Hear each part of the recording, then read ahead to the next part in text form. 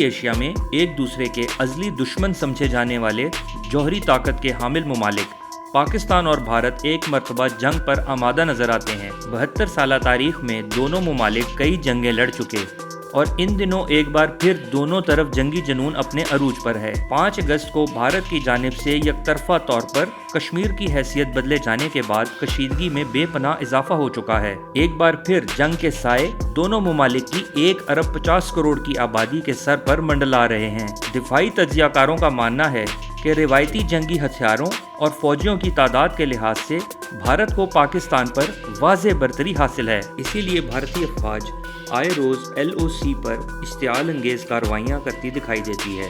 تاہم پاکستان کی بہادر اور پیشہ ورانہ مہارت سے مالا مال افواج بھارت کی جارحانہ کارروائیوں کو منہ توڑ جواب دینے میں کوئی کسر اٹھا نہیں رکھتی۔ کچھ عرصہ قبل پلوامہ میں انڈیا کے نیم عسکری دستوں پر خودکش حملے کے بعد انڈیا نے لائن آف کنٹرول عبور کر کے پاکستان کی فضائی حدود کی خلاف ورزی کی۔ انڈیا نے دعویٰ کیا کہ پاکستانی حدود میں ان کے حملے کے نتیجے میں متعدد دہشت گرد مارے گئے، جبکہ پاکستان کا یہ دعویٰ ہے کہ اس نے انڈین طیاروں کو کارروائی کرنے سے روک دیا تھا۔ پلوامہ حملے کے بعد دونوں ملکوں کے درمیان کشیدگی بڑھ چکی ہے۔ انڈیا اور پاکستان نے ایک دوسرے کے خلاف فضائی مداخلت کے الزامات عائد کیے ہیں۔ پاکستان اور انڈیا دونوں کے پاس جوہری ہتھیار ہیں، لیکن یہ دونوں ملک کتنی عسکری قوت رکھتے ہیں؟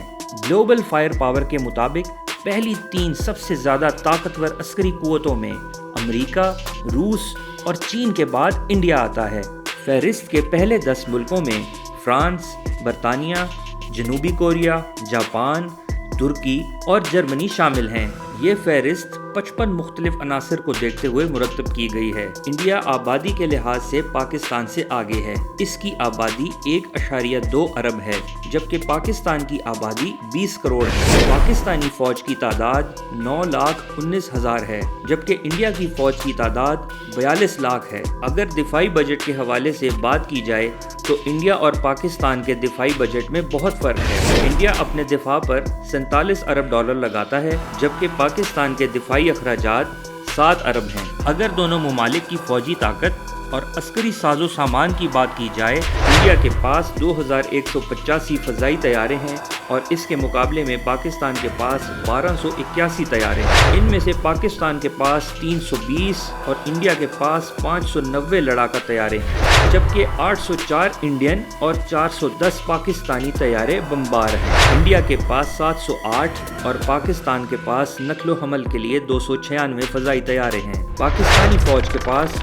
ہیلی کاپٹروں کی تعداد 328 ہے اور انڈیا کے پاس صرف 20 ہیں۔ ان میں سے پاکستان کے پاس 49 لڑاکا ہیلی کاپٹر ہیں، جبکہ انڈیا کے پاس فقط 15 ہیں۔ انڈیا کے آپریشنل ہوائی اڈوں کی تعداد 346، جبکہ پاکستان کی یہ تعداد 151 ہے۔ پاکستان کے پاس کل 2182 اور انڈیا کے پاس اس سے 2 گنا زیادہ 4426 ٹینک موجود ہیں۔ انڈیا کے پاس 3147 بختر بند لڑاکا گاڑیاں، جبکہ پاکستان کے پاس 2604 ہیں۔ پاکستان کے پاس انڈیا کے مقابلے میں زیادہ خودکار توپیں ہیں۔ انڈیا کے پاس 190 ہیں اور پاکستان کے پاس 307 ہیں۔